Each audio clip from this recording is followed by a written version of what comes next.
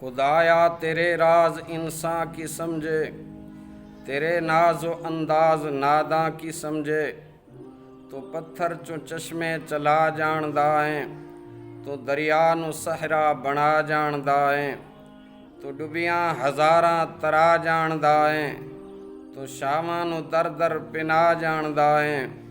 तो करबल दा महशर सजा जानदा है, पैगंबर दी बोली लवा जानदा है। तू मछली दे पेट च बचा जानदा है, तेरी शान दी कोई हद नहीं खुदाया। तेरा हुक्म हो सकदा रद नहीं खुदाया, तेरी शान अला कुल्ले शैइन कदीरे। कोई नहीं जहां उत्ते तेरी नज़ीरे, तेरे हुक्म दी बस खुदाई असीरे।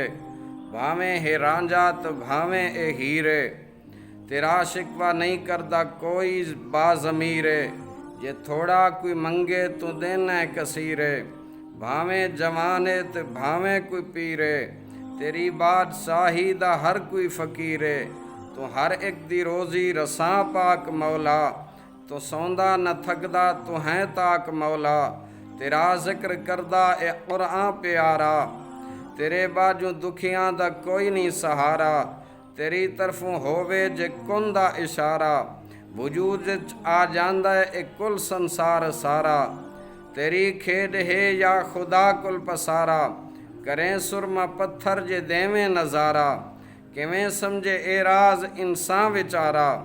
कहंदे कान कीते ए सारा खिलारा, अचानक निदा आई खामोश हो जा। नज़र नीवी कर ले तो हथ बन खलो जा। ये सारा खलारा मैं जिस कान कीता, उन्हों मैं दो जग दा सुल्तान कीता। मैं पहले मुहम्मद दा सामान कीता, तो मुड़ अपने होवन दा ऐलान कीता। मैं नबियां तो इस दा कदरदान कीता, जिसनों मैं अरशां दा मेहमान कीता। हबीब अपना दुनिया दा निगरान कीता, मैं ए मोमिना उत्ते एहसान कीता। हाफिज पढ़दा रब मुस्तफ़ा ते दरूद, हे जाएं आके मनवाया रब दा वजूद।